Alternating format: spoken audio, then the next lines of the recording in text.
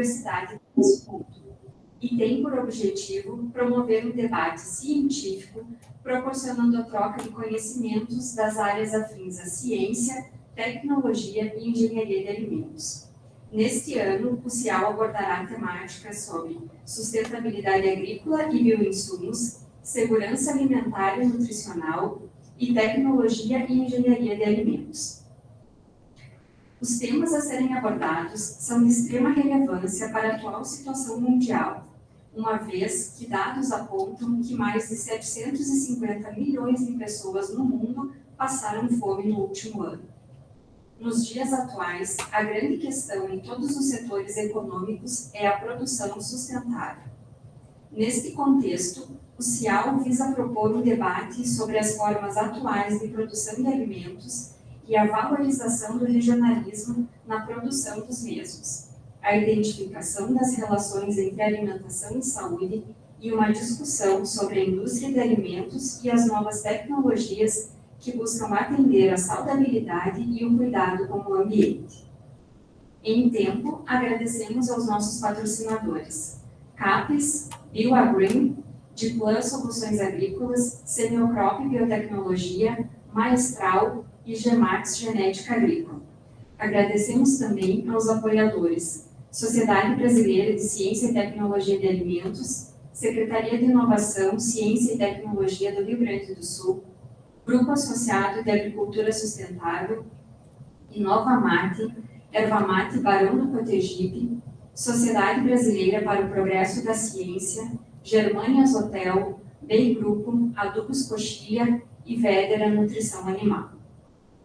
Chamamos para compor a mesa de honra a professora doutora Cleide Moreira, diretora da Escola de Ciências Agrárias, Inovação e Negócios da Universidade de Passo Fundo.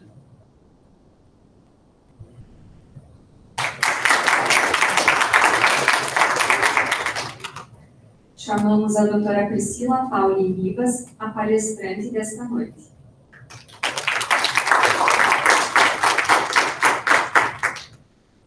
Professor doutor André Barbosa Bião, coordenador do Programa de Pós-Graduação em Ciência e Tecnologia de Alimentos.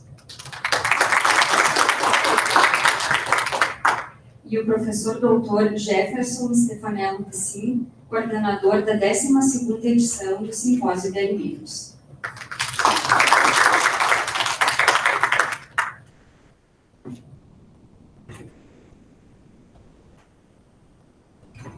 Convidamos os presentes para, em pé, ouvirmos o hino nacional.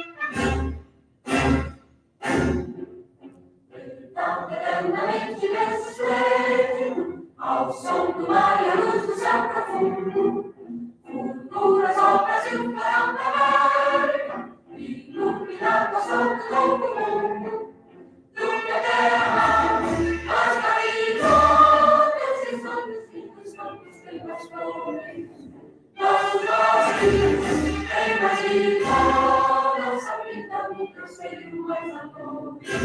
Ó pátria amada e idolatrada, só deixar-me, Brasil, devolvendo sem jazigos, uma pergunta sempre desesperado, e de comer de novo desta forma, as no futuro e glória do passado. Mas eles a justiça acaba pode, verás que o filho teu não pode a luta, e quem agora a própria morte. Uma pátria morta, os filhos tristes só as mães, pátria amada, Brasil.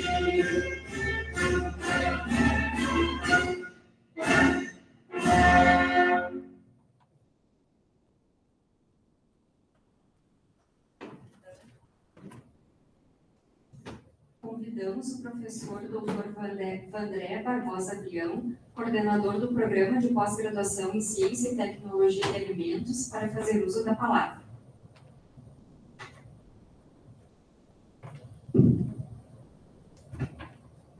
Boa noite a todos. Boa noite. Cumprimento antes nossa mesa, a professora doutora Cleide, nossa diretora.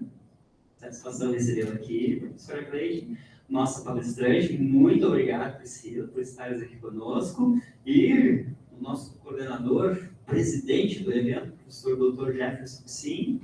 Vou cumprimentá-los também, estendo esse convite a toda a plateia, aos nossos ouvintes, participantes online. E ao recebê-los também gostaria de falar um pouquinho da história, já que o nosso querido professor Luiz Carlos Butikoski está aqui, né? Estamos completando 25 anos do Simpósio de Alimentos. Isso aí, Gustavo, vocês nem existiam ainda e a gente estava aqui estudando a produção de alimentos e a industrialização. E nesse contexto, nesses 25 anos, nessas 12 edições, estudamos tendências, conversamos sobre inovações, novos processos, bioprocessos, estudamos também refinarias de alimentos, estudamos saudabilidade, e nesse momento chegamos no início da cadeia. O excelente tema proposto e abordado pela comissão, pelo professor Jefferson, estamos também aqui participando e estudando do início da cadeia. Não tem como produzir um alimento saudável, não tem como produzir um alimento de qualidade, se lá no início de tudo a coisa não for de qualidade, não for saudável, não tem como descontaminar uma matéria-prima se ela chega aqui para a gente processar ela e produzir. Então, o programa de pós-graduação em Ciência e Tecnologia de Alimentos tem uma grande satisfação de estender os nossos estudos de ciência de alimentos também para essa parte da cadeia. Também é importante, é muito importante, e nós temos essa satisfação não somente de promover a ciência, de também produzir ciência, mas também de promover essas conversas, essas discussões e trazer as pessoas do Brasil todo, né, Priscila, para estarem aqui discutindo esses assuntos e conversando conosco e propondo também novas tendências, novas tecnologias, e estudando isso mais a fundo, debatendo, a gente consegue pensar em qual será o caminho. Se a gente não imaginava o caminho 20 anos atrás, né, Luiz Carlos, a gente já apontava para algumas direções e a gente viu que se concretizaram. Então, é uma satisfação estar aqui, é uma satisfação estar novamente promovendo esse evento. Dou as boas-vindas a todos, aos nossos congressistas, aos nossos palestrantes, e todos tenhamos um bom encontro. Obrigado.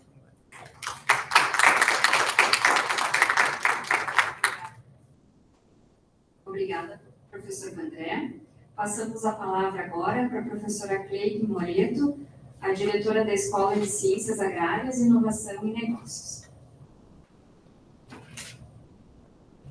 Boa noite a todos e a todas. Boa noite a todos e a todas. Sejam todos muito bem-vindos à Universidade de Passo Fundo, que é quem vos acolhe essa noite. É com muita alegria que nós temos esse espaço de reflexão e de comunicação que une todas as experiências realizadas no âmbito da universidade e em uma maneira híbrida, que é uma das formas que eu acredito que mais permite o acesso de pessoas, né, e de pesquisadores e de acadêmicos. Então, eu quero parabenizar, nem cumprimentei, desculpem a mesa, mas eu quero parabenizar o professor Jefferson Sim, que foi o que preside esse evento, também ao professor Dr. André, que é o coordenador do programa de pós-graduação, que está acolhendo esse evento, a palestrante, aos professores, pesquisadores que fizeram acontecer, e todos os acadêmicos que também participaram da organização. E quero chamar a atenção, eu fico muito feliz de ver que se fala de sustentabilidade em todos os níveis. E pensar em desenvolvimento sustentável é pensar em todas as dimensões. A dimensão produtiva é apenas uma delas. E no momento que eu penso em alimento, que é um dos vetores, né, para o desenvolvimento humano, nós também estamos pensando no desenvolvimento social. Essa integração que acontece não apenas no curso de Engenharia de Alimentos e também no programa de Ciência e Tecnologia de Alimentos, ela integra a agronomia. E isso também nos deixa muito felizes de perceber o quanto as áreas se interligam. E, claro, todas as outras áreas ligadas à nutrição. Então, para nós é com muita alegria, a professora doutora Bernadette Maria da Amorim, que é a nossa reitora, ela pediu desculpas por não estar aqui essa noite, que ela também gostaria de estar, e ela deseja, né, em nome dela, em nome da Escola de Ciências Agrárias, Inovação e Negócios, nós desejamos a todos vocês um excelente evento. Estamos sempre à disposição para fomentar esses debates. Uma boa noite e um bom evento para todos vocês. Obrigada, professora Cleide. Convidamos agora o coordenador da 12ª edição do CIAL, professor Dr. Jefferson Stefanello Pissin, para fazer uso da palavra. Professora Cleide, o colega André, Priscila, boa noite. Já cumprimentamos seu cumprimento de todos os presentes, o pessoal que está nos prestigiando através do Meet, através do evento à distância. Senhoras e senhores, boa noite. É uma honra estar aqui no 12º Simpósio de Alimentos da Universidade de Passo Fundo. Um evento que se destaca por sua contribuição significativa à ciência, à engenharia e à tecnologia de alimentos. É com grande alegria que lhes dou as boas-vindas ao 12º Simpósio. A intensificação do uso da terra para a agricultura é um dos fenômenos global que se reflete à crescente demanda por alimentos à medida que a população mundial tende também a aumentar. A necessidade de produzir mais alimentos, o que frequentemente leva ao uso intensivo dos recursos naturais. No entanto, essa prática, por ter consequências significativas para a segurança alimentar e nutricional, bem como para a sustentabilidade ambiental. Nesse contexto, a segurança alimentar e nutricional é alcançada quando todas as pessoas têm acesso físico e econômico a alimentos suficientes, seguros e nutritivos para atender às suas necessidades dietéticas e nutricionais, além de suas preferências alimentares.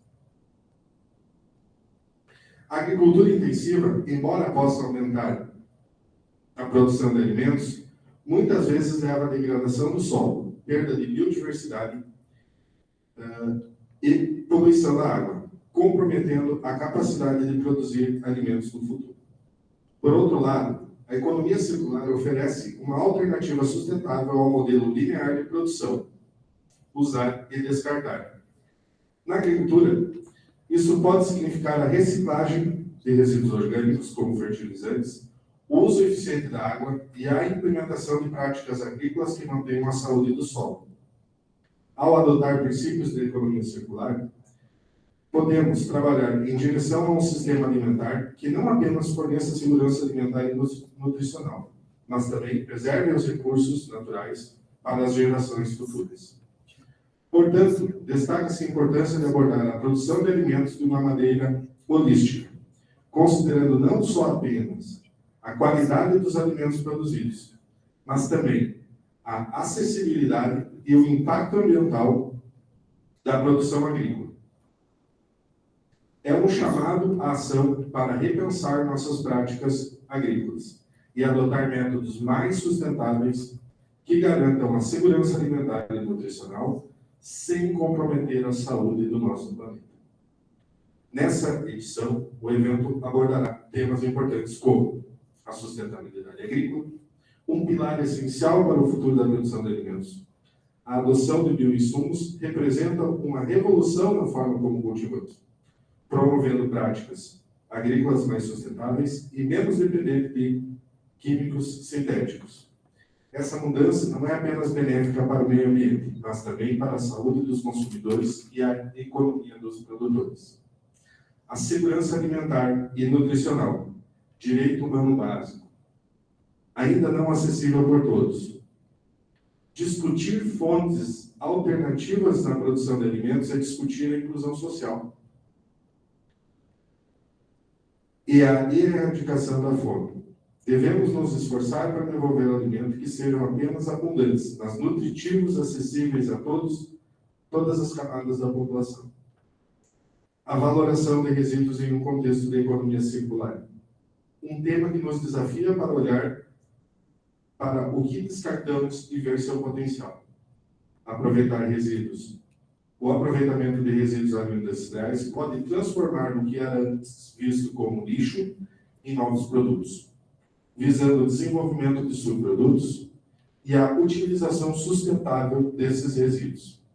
Esses são temas especialmente relevantes, considerando que mais de 750 milhões de pessoas, como disse a Daniela, no mundo passaram fome no último ano. O 12º Simpósio de Alimentos nos convida a refletir e agir. Que as discussões e os conhecimentos compartilhados aqui nos inspirem a inovar e buscar soluções que garantam um futuro alimentar seguro, nutritivo e sustentável para todos. Eu gostaria de agradecer imensamente a oportunidade de estar à frente da organização do simpósio e, nesse momento, já fazer um agradecimento especial a todo mundo que está na organização do evento. Sem vocês, esse simpósio não estaria acontecendo. Muito obrigado. Obrigada, professor Jefferson. E, nesse momento, desface a mesa de honra desta solenidade. Convidamos os senhores a se assentar confortavelmente junto à plateia. Convidamos agora os presentes a assistir à apresentação da palestra Bioprodutos Agrícolas, Inovação da Pesquisa ao Mercado. A palestra será apresentada pela professora doutora Priscila Pauli Ribas. Priscila possui graduação em Engenharia de Bioprocessos e Biotecnologia pela Universidade Estadual do Rio Grande do Sul, mestre em Fitotecnia, ênfase em Fitossanidade pela Universidade Federal do Rio Grande do Sul, doutorado em Microbiologia Ambiental e Agrícola, também pela Universidade Federal do Rio Grande do Sul. Docente em diferentes disciplinas relacionadas à biotecnologia. Atuou como bolsista Pronametro Inmetro, coordenando o projeto Desenvolvimento de Bioprodutos para a Otimização de Cadeias Produtivas Amazônicas no Laboratório de Fermentação do Centro de Biotecnologia da Amazônia. Atuou como pesquisadora em Ciências Ambientais no Samsung Research Development Institute da Samsung Eletrônica da Amazônia. Foi responsável técnica pela área de microbiologia do Laboratório de Pesquisa em Reuso de Água. Atualmente é especialista em projetos no Instituto de Pesquisas Eldorado. Tem experiência na área de microbiologia ambiental, agrícola, industrial e de alimentos, atuando principalmente em estudos de qualidade de água e efluentes, análises de bioprodutos obtidos a partir de fermentações, prospecção de micro-organismos com potencial biotecnológico, controle biológico, promoção de crescimento de plantas, produção de enzimas e biorremediação. Por favor, Priscila. Obrigada, Daiane. Boa noite a todos. Gostaria de começar agradecendo imensamente pelo convite para participar desse evento. Venho lá de Manaus, né, porque eu acho que toda oportunidade que a gente tem de conversar é importante, e quando a gente fala de ciência, a gente precisa aproveitar os privilégios, né, como da gente poder ter esse espaço para conversar sobre ela, né, e discutir um pouquinho daquilo que é importante, né. A gente estava ouvindo as excelentes falas do pessoal aqui na mesa, né, dos professores que falaram antes de mim, e a gente sabe da importância dos alimentos, né? Quando a gente pensa em ciência, e eu falo isso que muitas vezes quando a gente fala, né, que trabalha com ciência, as pessoas já imaginam aquelas coisas muito tecnológicas e avançadas, e a NASA e tal, mas produzir alimentos, né, envolve uma quantidade significativa e diversa de tecnologia, de ciência e de conhecimento, né, e às vezes, no geral, as pessoas em casa, né, não sabem tudo aquilo que está envolvido quando a gente está se alimentando, né, e o privilégio que é poder estar se alimentando, né, quando a gente está falando ali também de um problema bastante grande de acesso, né, a esses alimentos. Então, hoje, eu proponho aqui a gente fazer uma conversa, tá, gente? A ideia não é aprofundar muito cientificamente no tema, mas trazer um conceito geral, um cenário geral sobre os bioprodutos agrícolas. Eu sei que hoje à tarde vocês já tiveram algumas atividades envolvendo o assunto, né? Então vocês já estão afiados aí, e por isso também agradeço a presença de vocês, né? Eu sei que já está tarde, já está todo mundo um pouco cansado, né? Mas é sempre importante a gente falar um pouquinho. Bem, eu nem preciso me apresentar, né? A Daiane falou bastante sobre mim. Queria dizer só que eu sou carazinhense, né? Quase tive a oportunidade de estudar na UPF, né? A UERGS me abduziu, o Bioprocessos me abduziu. Mas hoje, quando eu cheguei aqui no aeroporto, né?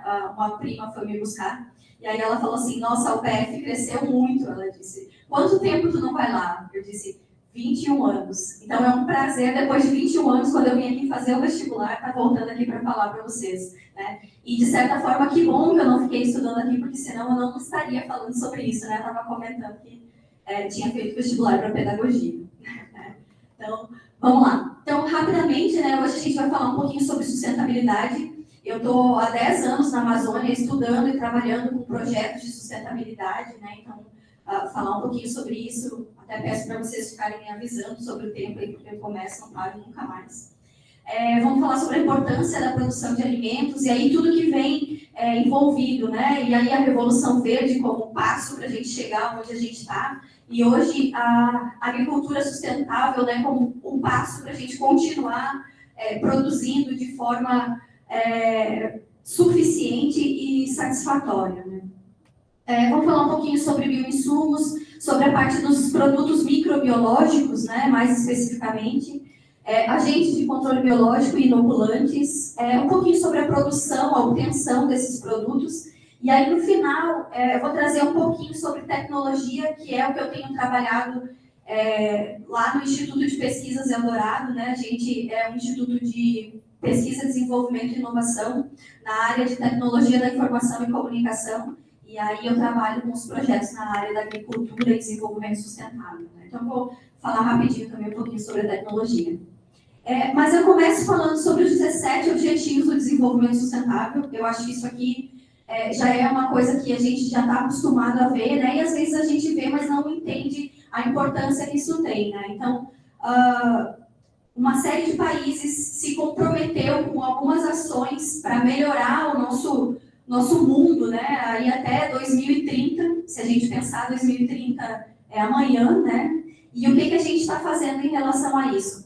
Cada um desses 17 Objetivos do Desenvolvimento Sustentável, eles têm diferentes metas, né, dentro dos objetivos. Então, se a gente for abrir tudo isso e analisar cada um deles, a gente vai ver que a produção de alimentos está envolvida em todas as 17 dos 17 Objetivos do Desenvolvimento Sustentável, né? Porque mesmo quando a gente fala lá de paz, justiça, instituições eficazes, né, que pode parecer uma coisa muito mais governamental do que de desenvolvimento, né, a gente também tem ações que implicam diretamente na agricultura e na produção de alimentos, né? Então, eu acho que é bem importante a gente destacar ou trazer a relevância que esses objetivos têm para o embasamento das nossas pesquisas e do nosso trabalho e daquilo que a gente busca, né, desenvolver, né? Eu tenho certeza que todos vocês aqui estão desenvolvendo uma carreira acadêmica, né? E mais do que produzir uma pesquisa científica que tenha resultados interessantes e relevantes, né? A gente pensa sempre no impacto que esses resultados vão trazer. Então, avaliar os 17 Objetivos do Desenvolvimento Sustentável é uma forma de pensar nesses impactos, né? O que eu estou fazendo? Aonde o que eu estou estudando impacta, né, no mundo como um todo, né? Não só dentro do laboratório onde eu estou desenvolvendo a minha pesquisa. E aí, a gente está falando hoje sobre a produção de alimentos, né? E a produção de alimentos é um assunto sempre controverso, né? Quando eu falo sobre a utilização de bioinsumos, e aí a gente sempre fala um pouquinho do impacto que os químicos têm, né? Tem gente que fica com a cara fechada, e a gente só consegue se alimentar porque existem, né, ou foram desenvolvidas essas técnicas, e eu super concordo com isso, né? Eu realmente acho que a gente só chegou até aqui por causa disso. Mas eu acho que a gente está em constante evolução, e se a gente não for trabalhando a nossa mentalidade, a tecnologia e a forma de produzir para a gente continuar sobrevivendo no planeta que a gente vive, né, vai chegar num ponto em que não vai ser possível mais se desenvolver. E isso é uma coisa muito interessante, porque a gente fala de fome e a gente sabe que inúmeras pessoas e inúmeros países passam por isso diariamente, né? Mas a gente sabe que a gente produz alimentos em quantidade suficiente para matar a fome, né? Então, o que está acontecendo? Por que isso não está chegando, né? Os problemas são talvez eles não estejam tão relacionados à quantidade, né, ou à produção que a gente está obtendo. Talvez eles estejam mais relacionados com como eu vou distribuir esses alimentos, né? Como esses alimentos vão ser entregues lá para aquele público que está precisando receber, né? Então, pensar na produção de alimentos com um pouquinho mais de carinho e de uma forma mais, eu vou chamar de interessante, né? Porque realmente é uma coisa que me cativa, é essencial, né? E aí, a gente precisa entender o contexto histórico, né? A gente sabe que depois da Segunda Guerra Mundial, a gente teve esse boom da agricultura e da importância que isso teve, né? De novo, reforço isso, né?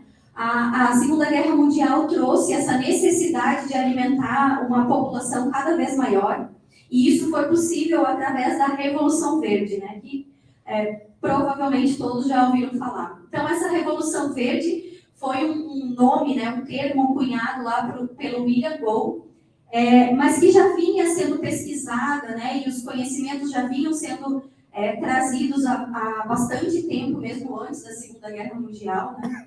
E por causa disso, né, esse Norman Bullard, ele conquistou o Prêmio Nobel da Paz, né, porque ele conseguiu aumentar a produção de alimentos. Então, essa produção de alimentos que foi essencial e ainda é até hoje, ela foi possível graças ao uso de maquinários, né, que não eram comuns, a partir do uso de fertilizantes químicos, a partir do uso de agrotóxicos, que permitiram realmente aumentar a produtividade e atender a demanda que existia naquele momento, né? Aqui no Brasil, a gente pode destacar a importância da Embrapa nesse processo, né? A Embrapa foi constituída, se eu não me engano, em 1973, né? Então foi nesse período aí da Revolução Verde, né? E ela trouxe para o país, né, para o nosso país, essas pesquisas e esse direcionamento que acontece até hoje, né? A gente sabe da importância que a Embrapa tem quando a gente fala sobre agricultura no Brasil. Mas, junto com isso vieram todos esses impactos que a gente já conhece, né? O uso dos produtos químicos, os alimentos contaminados, a preferência, né, pela monocultura, dando ênfase para alguns produtos que talvez não fossem resolver o problema da fome no mundo, né, e assim sucessivamente. Então, hoje a gente pensa de uma forma a trabalhar com o que a gente chama de agricultura sustentável, né, ou seja, como eu posso produzir mantendo os recursos do local, né, então, falando do solo, da água, dos recursos genéticos, tanto animais quanto vegetais, e da conservação ambiental como um todo, né? Então, essa agricultura sustentável, ela vem como uma alternativa, não uma substituição, né, o que já vem sendo feito pela agricultura convencional, mas uma alternativa para a gente começar, né, e quem sabe daqui a alguns anos isso não seja mais discutido, seja o que realmente é implantado, né, mas para se começar a discutir a importância de que não apenas a produção de alimentos tem, mas o ambiente onde esses alimentos são produzidos também tem uma importância, né, no cenário mundial. Então, quando a gente pensa em agricultura sustentável, eu não estou só pensando na produção dos alimentos, mas eu estou pensando sim nessa parte econômica, né, que vem da produtividade, mas eu também estou pensando no lado ambiental e eu também estou pensando no lado social, né, quem está consumindo esses alimentos e de que forma o meio ambiente está sendo impactado pelas atividades agrícolas que eu estou desenvolvendo, né? Então, esse é o desafio na produção de alimentos, né? Aqui, como aumentar a produção de alimentos, produzindo alimentos que sejam baratos, para que possam ser acessíveis para todos, né? Saudáveis, porque eu preciso também considerar a saúde, né, dessa população que está consumindo esses alimentos, com lucratividade para o produtor, porque a gente sabe que não é um trabalho simples, né? Ele precisa receber pelo trabalho que ele desenvolve, e com baixo custo ambiental e social, né? Então, quem souber a resposta disso, né, desse desafio, tenho certeza que resolveu metade dos problemas do mundo, né? Não é isso que eu vou responder para vocês hoje aqui, mas é a forma que a gente tem de começar a pensar nessa agricultura sustentável e de que forma eu consigo chegar lá, né? Então, eu sempre costumo dizer que a gente precisa começar, a gente pensa muito no macro, né, e para desenvolver uma agricultura sustentável a gente começa a pensar no micro, né? Então, a superação do desafio é através da manutenção da saúde do solo. E eu vou focar muito nisso hoje, porque quando a gente pensa em produção de alimentos, a gente fala muito sobre a planta, mas talvez o solo seja a chave, né, que a gente precisa olhar com um pouquinho mais de atenção para conseguir alcançar os objetivos que a gente se propõe, seja a produtividade, saúde, o que vocês estiverem desenvolvendo, né? Então, a gente sabe que o solo ele é avaliado por alguns parâmetros, né? E esses parâmetros a gente estuda lá na faculdade, são basicamente os mesmos desde 1940, lá quando começaram essas pesquisas direcionadas para a agricultura. Os parâmetros químicos são os mais conhecidos e a gente já sabe que a gente precisa ter uma demanda de nutrientes, né? A gente precisa pensar em como esses nutrientes vão estar sendo disponibilizados para a planta e tudo isso. A gente também tem os parâmetros físicos, que são um pouquinho menos conhecidos do que os parâmetros químicos, né? Mas também já são bastante trabalhados quando se pensa em manejo de culturas, né? E a gente tem os parâmetros biológicos, né, que são aqueles menos conhecidos e que, de acordo com o propósito do evento, né, a gente está pensando aqui em bioinsumos, para onde está direcionado o nosso olhar, né, para os parâmetros biológicos. Então, como esses parâmetros biológicos vão interferir nessa condição de solo saudável? Adianta eu continuar adicionando fertilizantes químicos no solo se eu não estou pensando nos parâmetros físicos e nos parâmetros biológicos?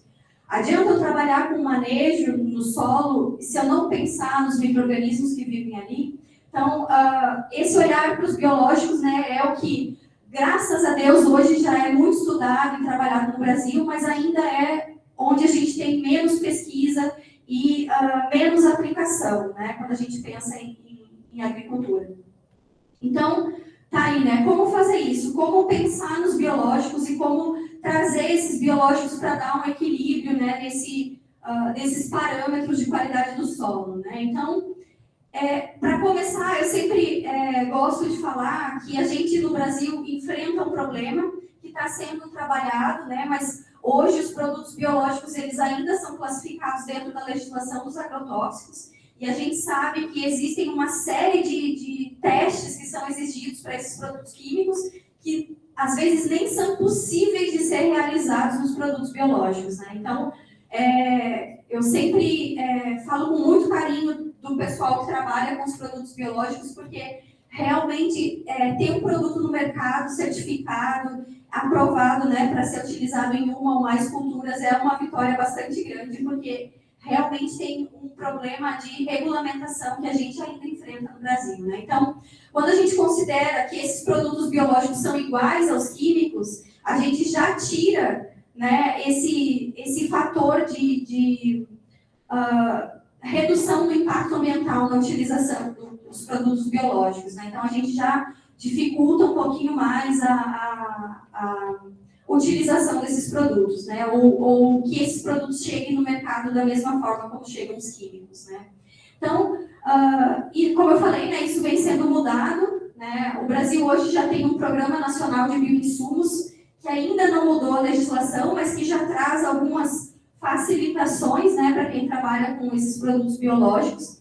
Esse conceito gigante é o conceito que está lá no programa, né, o conceito do decreto, né. De maneira mais simplificada, a gente pode pensar nos produtos microbianos que são utilizados na produção, no beneficiamento dos sistemas agrícolas, sempre direcionados para o crescimento, desenvolvimento e mecanismos de resposta das plantas, né. Então, o objetivo é ampliar e fortalecer a utilização dos bioinsumos pensando nesse desenvolvimento sustentável que a gente está falando aqui desde o início da noite, né.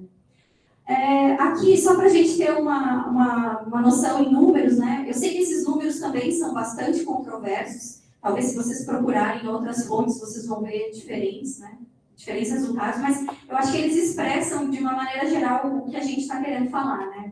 Então, quando a gente pensa em agrotóxicos no Brasil, no ano de 2022, a gente teve 202 produtos químicos desenvolvidos com moléculas antigas, ou seja, moléculas que já são conhecidas, mas que são estudadas para uma aplicação, por exemplo, em um patógeno diferente, né, ou uma cultura diferente.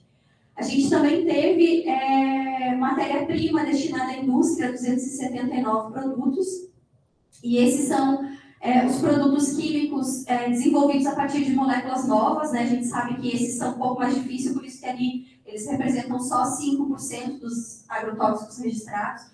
Mas a gente tem um valor ali que é bem interessante, que são 20% dos agrotóxicos registrados no Brasil como sendo produtos biológicos. Então, se a gente falasse isso alguns anos atrás, ia parecer coisa de doido, né? Eu vou fazer menção à minha professora, e ela foi uma das primeiras fundadoras de biofábrica no Brasil, e ela sempre fala que, inclusive dentro da faculdade de agronomia, onde ela lecionava, ela era vista como a doida, né? Olha o que ela está fazendo, ela acha que ela vai conseguir ter o mesmo resultado que a gente tem com os produtos químicos, com os produtos biológicos. E eu acho que esse número de 20% dos produtos registrados mostra que talvez ela não tivesse, né, tão longe assim da realidade, né? A gente leva em média no Brasil 2 anos para conseguir registrar um produto biológico. Esse dado, né, é bem interessante porque mudou bastante, né? No início demorava muito mais tempo, hoje 2 anos, como é nos Estados Unidos e na China, 7 anos na União Europeia, 3 anos na Índia. Embora a Índia leve mais tempo, né, para aprovar o produto, ela tem mais produtos aprovados do que o Brasil. O Brasil hoje é o 4º maior produtor de bioinsumos, né, atrás dos Estados Unidos, se eu não me engano, Itália e Índia, né?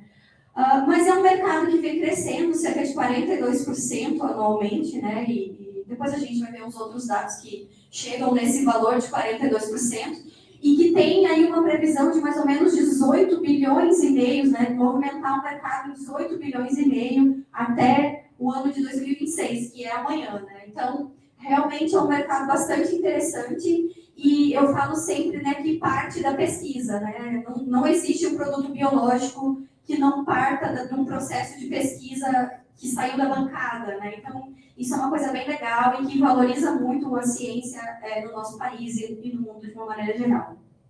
Então, desses produtos, né, desses bioinsumos, a gente tem uma classificação, né, em produtos utilizando micro-organismos, macro-organismos, bioquímicos e semioquímicos. A maior parte desses produtos vem de micro-organismos e é deles que a gente vai falar um pouquinho mais hoje, né, porque são realmente a maior fatia do mercado de bioinsumos, né. Os macro-organismos também são muito utilizados, principalmente em controle biológico, mas os micro-organismos têm um efeito, né, tanto na área da entomologia quanto na fitopatologia, então acho que é uma área bastante interessante e que, embora já seja bastante estudada, ainda tem muita coisa para se desenvolver. Então, por que eu vou usar um produto biológico se eu tenho um produto químico que funciona, né, e eu sei que ele dá efeito? Eu não quero considerar tanto assim os impactos ambientais, eu preciso produzir, né?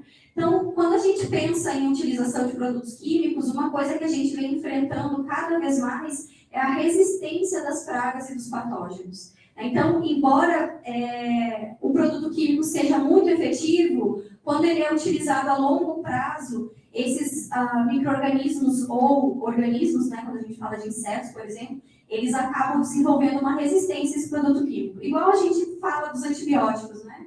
Então, esse problema da resistência ele é muito menor quando a gente fala dos produtos biológicos, né? Os produtos biológicos, da mesma forma, né? Vamos pensar que o fusarium lá que está causando podridão nas raízes, ele está se modificando, ele está se adaptando ao produto químico. Então, por isso é que ele fica resistente. Agora, quando eu utilizo um outro produto biológico, da mesma forma que o fusarium está se adaptando a esse produto biológico, o produto biológico também está se adaptando para manter a patogenicidade dele, né? Então, isso é um ponto bastante interessante e é uma motivação de uso dos produtos biológicos, né? Outra coisa que é importante é que dificilmente, né, não vou generalizar, mas dificilmente os produtos químicos são direcionados. Quando eu aplico um herbicida, ele mata ervas. Quando eu aplico um inseticida, ele mata insetos. E os produtos biológicos, eles têm alguns nichos, né? Então, isso também pode ser uma motivação de uso dos biológicos, né? Eu também tenho atividade biológica do solo mantida, né? Porque quando eu utilizo os produtos químicos, os micro-organismos benéficos que vivem no solo também são afetados, né? Lembrando daquele motivo anterior que a gente falou, que o produto químico não sabe diferenciar. Esse aqui é o fusarium, eu vou matar, esse aqui é o tricoderma, eu vou deixar, né? Então, é um ponto benéfico aqui, uma motivação de uso, né? Sem contar que hoje a gente tem um interesse da população. Talvez aqui no Brasil a gente ainda não possa falar a respeito desse interesse, porque a gente sabe que esses produtos considerados mais saudáveis ainda são mais caros, né, e não são acessíveis para toda a população. Mas quando a gente pensa no mercado europeu, por exemplo, a gente pode falar que a população tem esse interesse, né, de consumir cada vez mais alimentos produzidos de forma sustentável. E outra motivação é o apoio do governo para a produção desses bioinsumos, né? E quando eu falo de governo, eu estou falando dessas políticas públicas que independem de quem é o presidente ou o governador, né, dessa forma. É o país querendo desenvolver uma área que é relevante para o seu desenvolvimento, né? Então, a gente vai falar, como eu falei antes, né, mais especificamente sobre os produtos microbiológicos. Os produtos microbiológicos, lá dentro daquela legislação dos agrotóxicos, eles são considerados produtos de baixa toxicidade. A gente tem produtos microbiológicos utilizando bactérias, fungos e vírus, basicamente. Os fungos talvez sejam os mais utilizados, né, na agricultura, mas bactérias a gente conhece alguns casos de sucesso, né, significativo. E esses produtos microbiológicos, eles são aprovados, né, em 3 esferas para serem utilizados. Então, eles são aprovados pelo Ministério da Agricultura quanto à sua eficiência agronômica, né, eles precisam funcionar para aquilo que eles estão se propondo. Eles são aprovados pela Anvisa, ou seja, eles não impactam a saúde dos consumidores que estão consumindo esses alimentos que foram obtidos a partir dele. E ele também é aprovado pelo IBAMA em relação aos impactos ambientais que ele causa, né? Então, esses requisitos, né, que os produtos microbiológicos precisam atender estão nessa portaria conjunta. É a portaria número 1 de 2023, é a mais atualizada, tinha uma versão mais antiga, agora ela está facilitando um pouquinho daqueles testes que a gente falou lá no início, de que antes nem era possível de realizar os produtos biológicos, né? Então, já é o Plano Nacional de Bioinsumos produzindo, né, alguns resultados que impactam positivamente o desenvolvimento dos bioprodutos, né? E os bioinsumos, eles podem ser utilizados, né, de diversas formas. As duas principais são a partir dos produtos fitossanitários e também a partir dos produtos utilizados em fertilidade do solo, né? Então, a gente está falando dos inoculantes e dos agentes de controle biológico. Tanto os inoculantes quanto os agentes de controle biológico, eles trabalham naquilo que a gente falou lá no início, né, que eu propus aqui, né, ousei propor como uma solução para aquele desafio, né, que é manter a saúde do solo. Por quê? Porque eles atuam, né, através de interações microbianas. Então, essas interações microbianas, sejam elas na rizosfera, no rizoplano, no filoplano, elas mantêm esse equilíbrio e a gente vai falar um pouquinho de como que elas fazem isso. Então, vamos lá. Os agentes de controle biológico, minha paixão, né? Trabalhei um pouquinho com eles aqui, né? Quase não vou falar de tricoderma hoje, gente, né? Não vou de jeito nenhum. Mas os agentes de controle biológico, eles visam basicamente 3 pontos, que é a doença, né? O objetivo, né? O objeto que a gente tem, a interação entre o patógeno e o hospedeiro, ou seja, depois que o patógeno conseguiu atingir o hospedeiro, é muito mais complicado, né, obter um efeito positivo no uso dos biológicos, mas ele também trabalha com outros organismos, né? Então, qualquer organismo, indivíduo, micro-organismo de ocorrência natural que eu utilizo para tanger esses 3 pontos, né, ou seja, reduzir a doença a um nível significativo, a ponto de que ela não cause mais impacto na minha produtividade, eu posso chamar esse micro-organismo de agente de controle biológico, né?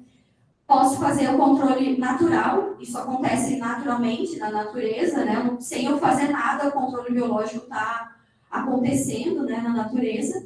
Posso fazer de forma clássica, né? E também posso fazer de forma inoculativa, que é o mais comum, que é quando a gente multiplica esses micro-organismos lá no laboratório, na biofábrica, e depois volta com eles para o campo para promover o controle biológico. Então, um dos pontos do meu estudo, né, era de que forma isso acontece. O controle biológico é um processo extremamente complexo e que eu não posso chegar aqui para vocês e dizer fulano funciona assim, beltrano funciona assim, porque eles fazem uma centena de coisas ao mesmo tempo, né? Isso que é o mais incrível. E por causa disso, né, que também a pesquisa evoluiu para se chegar lá em alguns inoculantes diferentes do que a gente já conhecia. Mas a gente pode falar basicamente desses 3 pontos, que é a antibiose, a competição e a predação ou parasitismo, né? A antibiose é como se fosse um mecanismo de defesa. Vou colocar aqui uma fotinho do tricoderma, né, porque eu não gosto, mostrando, né, que esse fungo branquinho aqui é a esclerotínia, né, aquele que a gente estava falando que causa o mofo branco no feijão, e o verdinho é o tricoderma, né? A gente está vendo uma interação entre os dois. Então, nessa interação entre os dois, provavelmente está acontecendo essas 3 coisas: antibiose, competição e predação. E depois a gente vai ver isso ao vivo, né? Assim, em imagens. Então, a antibiose é quando o fungo, né, no caso aqui a gente está falando do tricoderma, quando ele se prepara para receber um ataque. Vamos pensar assim, né? Quando a gente tem aquela coisa, quando a gente está com medo, né, aumenta a adrenalina, faz a gente ficar preparado para correr, sei lá. O tricoderma funciona da mesma forma, né? Então, ele produz algumas enzimas que podem ser utilizadas, né, ali dentro daquele meio para atacar o fungo patógeno, nesse caso, né. Ele produz alguns antibióticos também e alguns compostos voláteis. Esses compostos voláteis são centenas, gente, então nem ouso citar aqui, para atuar dessa forma, antibiose, ou seja, evitando que o outro micro-organismo se prolifere, se multiplique, cresça, né. A competição é quando ele consegue ter vantagens sobre o patógeno. Então, Trichoderma e Fusarium estão lá no solo, né? O Trichoderma consegue absorver melhor os nutrientes, por isso ele consegue crescer mais do que o Fusarium. Isso é uma coisa bem legal, né? Se a gente colocar os dois numa placa de Petri, o Trichoderma cresce lindo, maravilhoso, cheio de esporos em 3 dias, enquanto o Fusarium leva 7, 8, 15 dias, dependendo da espécie, né? Então, a gente vê realmente que o Trichoderma tem esse benefício em relação aos patógenos, né? E ele faz isso porque ele consegue excretar algumas enzimas e algumas outras moléculas, como, por exemplo, os sideróforos, que facilitam essa interação com os nutrientes e permitem que ele cresça de forma mais rápida e significativa ali no ambiente. E a predação ou parasitismo, né? Eu acho que é o efeito mais legal, todos são, né? Mas a predação ou parasitismo é o efeito mais legal. A gente também conhece esse efeito como micoparasitismo, quando a gente fala de fungos, que é exatamente o que o nome diz. Ele preda, ele ataca, ele entra dentro da célula e mata o patógeno, né? A gente também já vai ver algumas imagens sobre isso.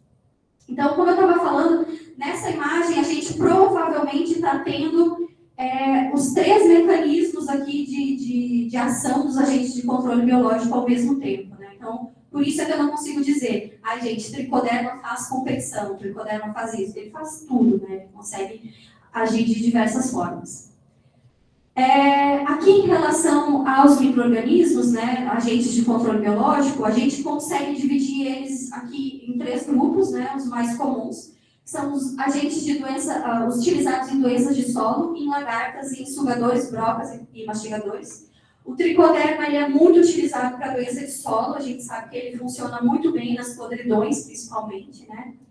Mas a gente tem bacilos, pselomices, Poconia, Pasteurella, também como bons agentes de controle biológico para doenças de solo.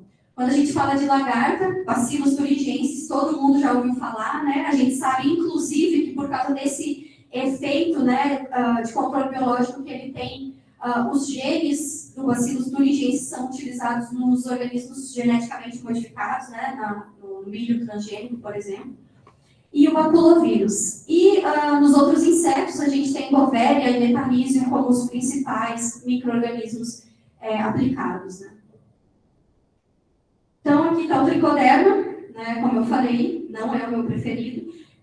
E essas imagens, né, tá mostrando lá uma placa de Petri, mostrando esse crescimento dele, né, com uma esporulação bem significativa. Isso quando a gente fala em controle biológico e produção através da fermentação é muito importante, né? Produzir esporos é uma característica que a gente quer que o produto tenha, né? Até porque o produto são esses esporos, né? Aqui a gente tem uma microscopia, né, da IFA e dos conídeos desse fungo, e aquilo que a gente estava falando sobre predação, a gente consegue ver nessas outras imagens, né? Então, essa IFA maior é a IFA de um patógeno, Rhizoctonia solani, se não me engano, aqui, e essa IFA menor é a IFA do Trichoderma. Então, o que a gente está vendo, né? Ela reconhece, ataca, tá vendo? Ela vai se enrolando aqui. Tem alguns estudos em nematóides, gente, que mostra isso, assim, mostra os austórios realmente perfurando a célula do nematóide, né, e se aderindo lá dentro do inseto, né. Aqui a gente vai vendo esses pontos aqui que tá com uma setinha, né, são esses austórios, ou seja, são essas estruturas, né, que entram dentro da célula do patógeno para provocar morte. Essa morte acontece porque ele absorve os nutrientes que o patógeno tem, né? E aí ele vai provocando vou chamar assim, mas eu acho que está errado, secação, né? Ele vai secando o patógeno aqui, como eu falei, Rhizoctonia solani. Essa imagem ela não está muito boa, porque é uma foto da minha tese de doutorado e ela é um pouquinho velha. Mas aqui a gente tem o fusário e a gente está vendo o crescimento sobreposto no tricoderma, né? Aqui não, aqui ele forma quase como se fosse um halo de inibição, né? Provavelmente por causa dessas enzimas que o tricoderma produziu, né? Que ele fizeram com que o fusário dissesse, opa, daqui eu não passo, né? E nesse caso aqui não, nesse caso o tricoderma passou por cima, né? Literalmente passou por cima do fusário. E aí é onde a gente vê esse ponto de predação, né? Aqui é no fusário, sempre a hifa maior aqui, no caso, é a esclerotínia, e a hifa mais fina, a no tricoderma. E aí a gente vê esse efeito predador muito interessante. Aqui, Bovéria, como eu falei, Bovéria é um patógeno para insetos, né, principalmente sugadores, né? A gente está vendo aqui na placa de Petri, e aqui já aqui a morfologia dela em microscopia, e aqui já os insetos, né, uma lagarta, os insetos infectados, né? Então, ele infecta, entra no trato digestivo desses animais, impede que eles sigam, né, a sua alimentação, eles não conseguem mais se alimentar, e aí, aos poucos, eles vão perdendo a força, né, e vão morrendo. A partir do momento que o inseto morre, o fungo se prolifera lindamente, né, e a gente tem essas ocorrências aqui em campo. Metarhizium funciona de uma forma bastante semelhante, né, o metarhizium aqui em placa de Petri, microscopia, e atacando os patógenos, né, que no caso as pragas de interesse. E aqui a gente tem o Bacillus thuringiensis, que, como eu falei, né, é utilizado para algumas plantas transgênicas, exatamente porque ele possui esse gene, né, que é o gene CRI, aqui, que é o que produz esse cristal. Esse cristal é uma endotoxina produzida pela bactéria, e essa toxina leva à inanimação principalmente das lagartas, né? Foi uma solução aí quando a Helicobacter pernigera se tornou um patógeno, uma praga importante, né, em algumas culturas. Os produtos químicos não davam conta de controlar essa lagarta, e o produto biológico, basicamente o BT, foi muito importante para que a gente conseguisse atingir esse controle. E aí a gente tem uma segunda classe de microbiológicos, que são os bioinoculantes, que lá, né, a gente falou dos agentes de controle biológico atuando na doença. Os inoculantes não têm esse objetivo, embora eles também consigam interferir, né, na doença, mas eles têm o objetivo de proporcionar um ambiente perfeito, vamos dizer assim, né, o mais próximo possível do ambiente perfeito, para que exista uma interação entre a planta e o micro-organismo, e da mesma forma outros micro-organismos, né? Então, são produtos biológicos que são utilizados para melhorar a absorção de nutrientes, provocando um maior crescimento da planta, né, e das raízes e tudo mais. Basicamente, bactérias e fungos. Bactérias é o que a gente conhece mais, né, as bactérias famosas, bactérias fixadoras do nitrogênio. E agora a gente tem, se eu não me engano, 2 produtos fúngicos também utilizados como bioinoculantes. Então, aqui no solo, né, voltando lá para aquela ideia de saúde do solo, a gente tem tudo acontecendo, né? Então, quando a gente tem os bioinoculantes, o que a gente vê, basicamente, é essa disponibilização de nutrientes, aqui pensando no tricoderma, né, que é o fungo utilizado como bioinoculante. A gente sabe que ele produz sideróforos, esses sideróforos conseguem quelar essas moléculas que não são absorvidas pela planta, e a partir do momento que elas se encontram queladas por esses sideróforos, né, elas mudam um pouquinho da sua molécula e conseguem ser absorvidas pela planta, né? Então, mesmo que tenha ferro é o principal, né, onde mais os sideróforos contribuem para a absorção de ferro. Mesmo que exista ferro no solo, às vezes a planta não consegue absorver. O mesmo a gente pode falar aqui, né, para fosfato e também para potássio, né? Então, às vezes ela não consegue absorver. E esses sideróforos são muito importantes para que ela consiga fazer isso, né? E o tricoderma auxilia liberando esses sideróforos no ambiente, né? A mesma coisa para solubilização de fosfato, né? Ele consegue solubilizar fosfatos de duas formas. Primeiro, acidificando o meio e tornando esse fosfato solúvel. E segundo, liberando enzimas que fazem uma modificação na molécula do fosfato, também permitindo que ele seja solúvel. Então, a gente sabe que isso já é um mecanismo reconhecido, né, para tricoderma. Mas o que eu acho mais legal, né, mais diferentão, assim, vamos dizer, é a produção de auxinas, né? O tricoderma consegue produzir hormônios que são liberados no ambiente e que são captados pela planta, né, permitindo que ela se desenvolva, principalmente a parte apical das plantas, né, como é no caso do ácido indolacético, né, que é a principal auxina produzida pelo tricoderma. E as bactérias fixadoras do nitrogênio, a gente já conhece mais sobre elas, né, já é um bioinoculante mais conhecido, que são aquelas bactérias que conseguem fixar o nitrogênio atmosférico, né, transformando eles em amônio, que pode ser absorvido pelas plantas, né? Então, essas duas classes de bioinoculantes são as mais conhecidas, né? Bradyrhizobium talvez seja a maior incidência, né, dentro dos produtos biológicos para inoculação, mas a gente também tem outras espécies de Rhizobium, Azobacter, Azospirillum, entre outros, né? Muito legal das bactérias fixadoras de nitrogênio é o mecanismo como elas funcionam, né, formando os nódulos, né? Então, a nodulação é um processo muito importante. Eu já vi várias pessoas preocupadas, né, quando vem os nódulos achando que é uma doença, né, está com galha na raiz, sei lá. E aí, na verdade, não, né? Só está acontecendo um processo biológico muito importante para a planta ali dentro, que é a absorção a transformação desse nitrogênio que vai ser disponibilizado pela planta. Quando a gente abre esse nódulo, né, a gente vê essa cor rosinha. Quanto mais rosinha, significa que mais está absorvendo nitrogênio, porque essa cor, ela vem de uma molécula muito parecida com a hemoglobina, né? Se eu não me engano, é FEG, hemoglobina, o nome dela, que é responsável por fazer essa transferência do nitrogênio para dentro da planta, basicamente como a hemoglobina faz a transferência de oxigênio no nosso organismo, né? Então, quanto mais rosinha, melhor a fixação está acontecendo. Aqui só um dado, né, da Embrapa, mostrando que aqui uma produção de soja não inoculada, quando a gente inoculou aqui com 2 semias, a gente viu um aumento de 233 quilos por hectare, né? E quando inoculou com outras 2 semias, aqui um aumento de 331 quilos, né? A gente estava falando lá de produtividade, se isso não for um bom resultado, né? Eu não sei, né? O que a gente pode estar esperando, né? Então, mostrando aqui que Bradyrhizobium é, sem dúvida nenhuma, um excelente fixador de nitrogênio.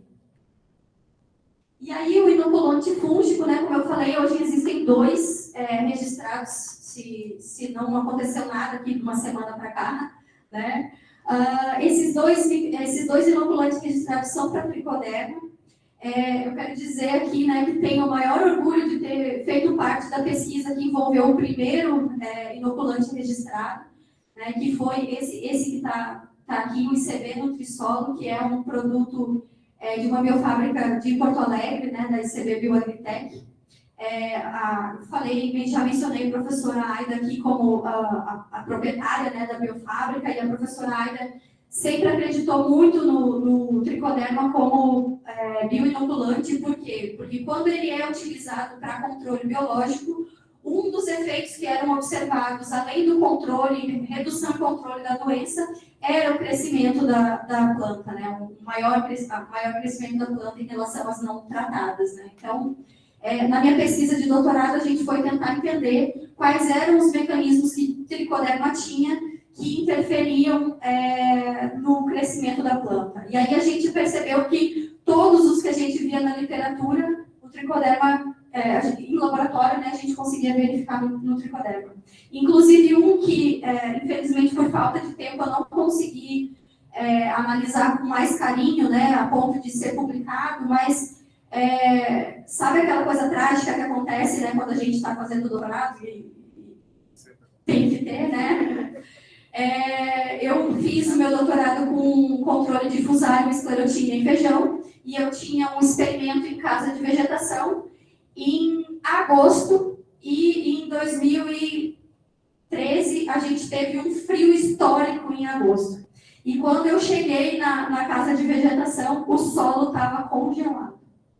E aí, perdi o experimento, né? Obviamente, tive que recomeçar. Mas o que eu observei, assim, intrinsecamente, é que as plantas inoculadas com tricoderma sofreram menos com o efeito do solo congelado do que aquelas que não tinham a inoculação com tricoderma, né? Esse trabalho foi publicado num evento, mas a gente não conseguiu chegar em ensaios satisfatórios para a publicação de um artigo, né? Então, se alguém quiser testar, fica à vontade. Mas é uma coisa bem legal que a gente observou. Então, algum desses mecanismos, né, envolvidos no tricoderma, né, a produção de ácido indolacético, aquela auxina que a gente falou antes, sideróforo, solubilização de fosfato, ativação da produção de enzimas relacionadas com a patogênese, e isso é uma coisa muito legal que está envolvida com um outro processo, que é a indução de resistência. E a gente já vai falar dela. Outra coisa legal que a gente percebeu nessa minha pesquisa é que o tricoderma, utilizado junto com as bactérias fixadoras de nitrogênio, promove um crescimento ainda maior da planta, né? Então, o tricoderma não fixa nitrogênio, mas a bactéria fixa e eles não competem no ambiente. Então, para a maioria das semilhas que a gente testou, ele poderia ser aplicado em consórcio, né? Não haveria competição entre eles. Mas voltando à indução de resistência, isso é uma coisa muito legal que acontece na planta, que é basicamente o que a gente faz quando a gente se vacina, né? A planta, ela passa a ser, não imune, né? Porque ela não fica imune, mas ela consegue produzir um mecanismo de defesa para o patógeno mesmo antes dela receber esse ataque. Então, o tricoderma, ele funciona basicamente como um vírus inativado lá do coronavírus que a gente aplicou aqui, né, dizendo para a planta, ei, olha, eu estou aqui, e a planta começa a se proteger para um ataque de um patógeno, né? Então, o tricoderma não causa nenhuma doença na planta, né? Isso é importante a gente reforçar sempre. O tricoderma não causa nenhuma doença na planta, mas ele é capaz de provocar essa indução de resistência.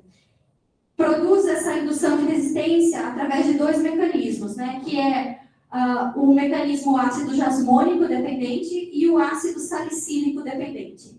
O ácido salicílico dependente está relacionado só a patógenos, o ácido jasmônico também é o ataque de pragas, né? Então, o tricoderma consegue não só avisar a planta que tem outros fungos ali que podem causar doença nela, mas também de que existem pragas que podem atingir essa planta, né? Então, o que a planta faz, a partir do momento em que ela reconhece o tricoderma no solo, né, a partir da interação que eles têm lá nas raízes da planta, é produzir ácido jasmônico e etileno, ou ácido salicílico, e a partir do momento que a planta começa a produzir esses hormônios, ela também começa a excretar essas proteínas relacionadas à patogênese, que aumentam a resposta local, né, fazendo com que o ataque do patógeno não cause tanto dano assim quanto era de se esperar, né? Então, é um processo de vacinação aí, né? Vamos chamar assim, que acontece para as plantas. Então, quando a gente usa o tricoderma como bioinoculante, além da promoção de crescimento da planta, a gente também tem a indução de resistência a alguns patógenos.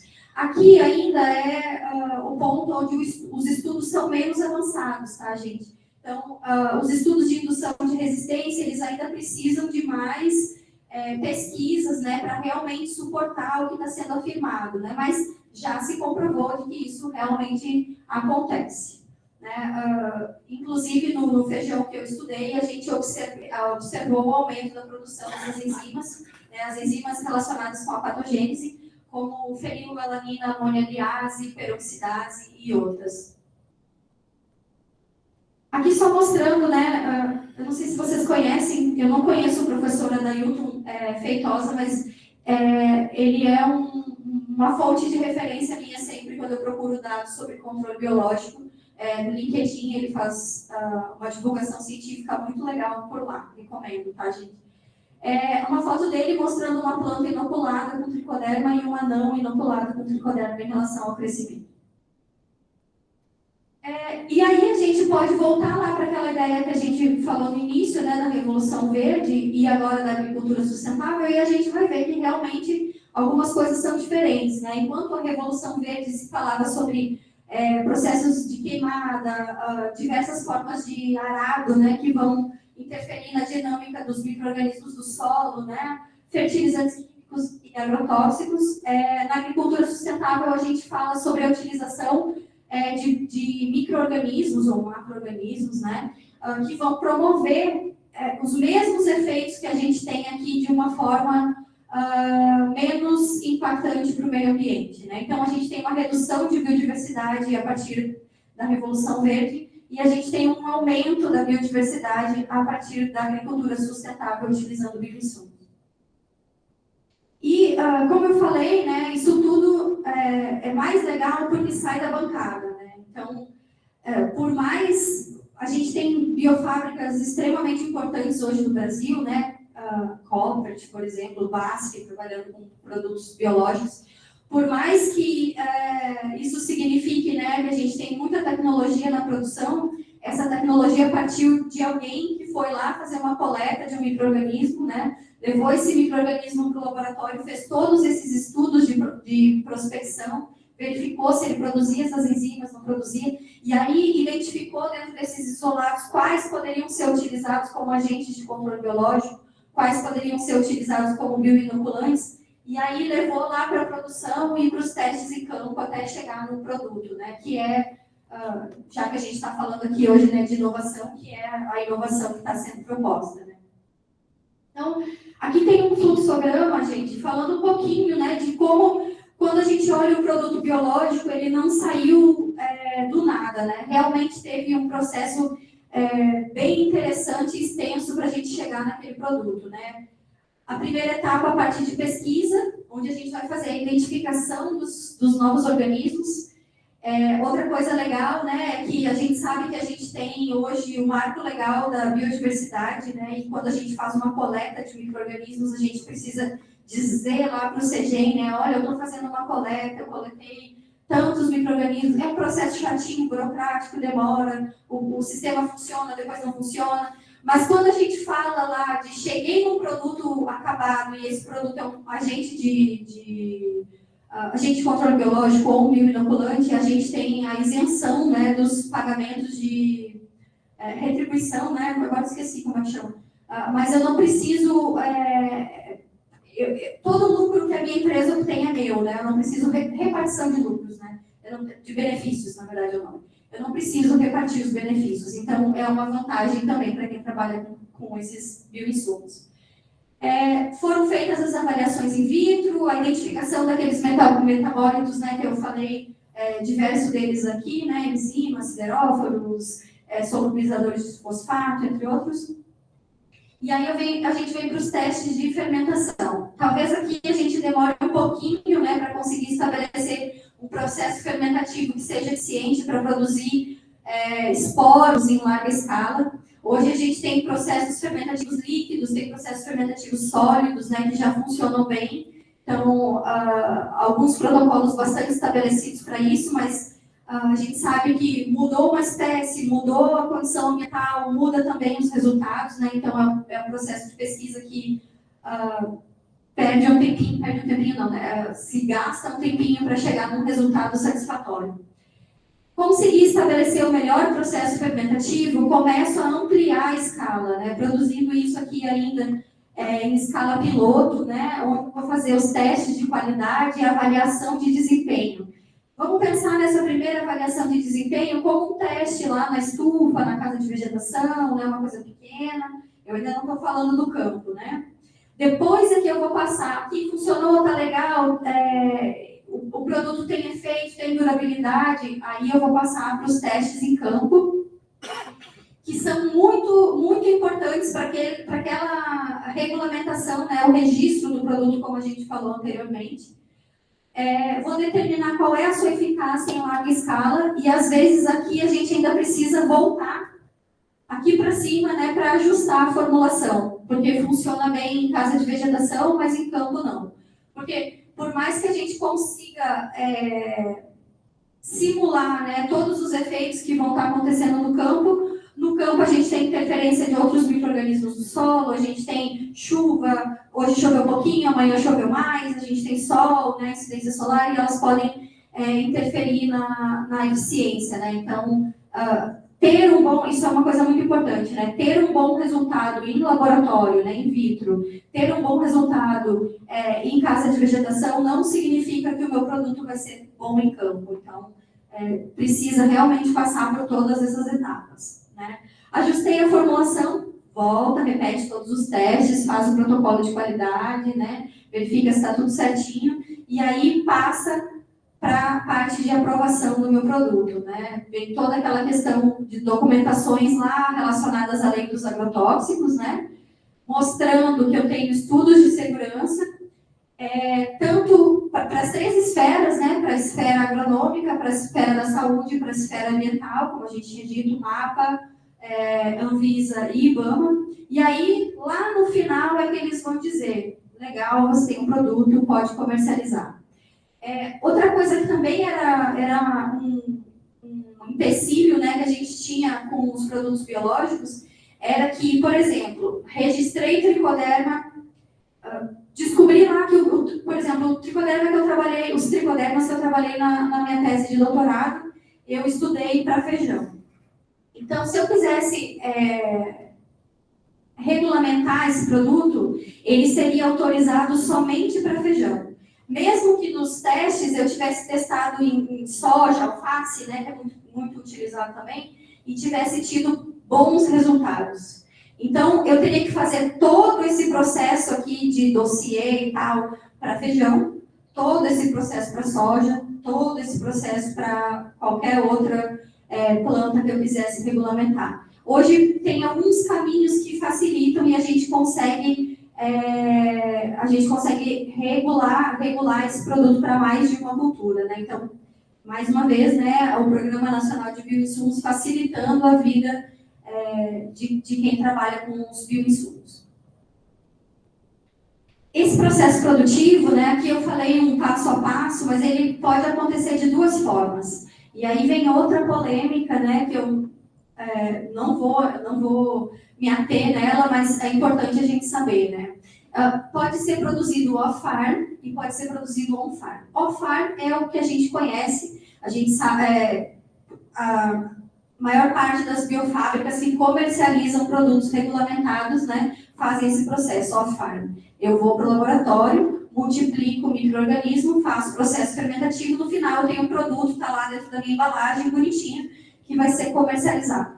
E o on-farm é você fazer todo esse processo lá em campo, né? Então, vários estudos mostram que os produtos obtidos têm eficiência, né? São satisfatórios, mas a gente não tem o mesmo controle de qualidade que é feito dentro de uma biofábrica, né? Então, precisa de alguns estudos complementares, né, para realmente, não existe uma regulamentação para esses on-farm, né, então precisa realmente dar uma pesquisada maior aí para ver se o que está sendo fermentado ali realmente é o agente de controle biológico puro, né, se eu não estou produzindo contaminantes ali que de repente pode até ser o próprio patógeno, né. E aí, eu vou trazer aqui alguns dados, né, de novo, puxando aqui o LinkedIn do professor Adailson Feitosa, mostrando que em 2023 a gente teve uma queda no registro dos produtos biológicos. Isso é um efeito normal, né, gente, porque a gente sabe que as pesquisas, elas surgem, os produtos são registrados, e depois para ter uma nova pesquisa leva um tempinho, né, então esses ciclos, assim, né, de sobe, desce, eles são esperados, né, no registro de produtos biológicos. Em relação aos químicos, não tem nem graça, né, olha só, em 2023, 96% químicos, 4% biológicos, né, aqui de uma forma mais específica, né, para os produtos enquadrados como agrotóxicos, né? Então, aqueles usados como agentes de controle biológico. Dentro dos biológicos, a maior parte dos produtos produzidos são tricoderma. Aqui está falando do tricoderma harzianum, tá, gente? Mas a gente tem várias espécies de tricoderma que são reguladas já, tá? Então, inclusive os produtos da empresa que eu falei, da SCB Bioagritec, eles são múltiplos, né? Mais de uma espécie dentro do mesmo produto, né? Tricoderma viride vem aqui com 18%, né? Como eu falei. Metarrhizium é o segundo aqui em volume de produção, né? 20,5%. Bovéria, 15,9%. E outras espécies, 11%, 11,4%. Quando a gente fala das bactérias, né? Aqui, Bacillus subtilis, né, que é utilizado no tratamento de doenças de solo, é o principal. Bacillus thuringiensis na sequência. Bacillus amyloliquefaciens, o terceiro, e outras espécies são o maior volume, né, produzido. Então, para bactérias, a gente ainda tem uma diversidade maior do que para fungos, né? Fungos a gente acaba se mantendo lá no tricoderma, metarrhizium, bovéria. Dentro dos biológicos, né, a maior parte dos produtos são obtidos a partir de isolados, né? 64%, quase 65% são isolados, ou seja, são produtos obtidos com uma única cepa ou com um único isolado, né? Tricoderma viride, ponto. Tricoderma harzianum, ponto. Mas eu também tenho 35% desses produtos em consórcio, e esses consórcios podem tanto ser bactéria-fungo, bactéria-bactéria, quanto fungo-fungo, né? Que são aqui a principal forma de consórcio nos biológicos, né? Como eu falei, os produtos mais de uma espécie de tricoderma, por exemplo, né? A maior parte dos produtos, né, obtidos, aqui a gente acaba tendo um empate, na verdade, né? 36,7%, tanto para fungicidas quanto para inseticidas. E aí a gente pode entender, né, por que tricoderma, bovéria e metarrhizium são tão importantes, né? Mas a gente também tem nematicidas e acaricidas com resultados significativos aqui.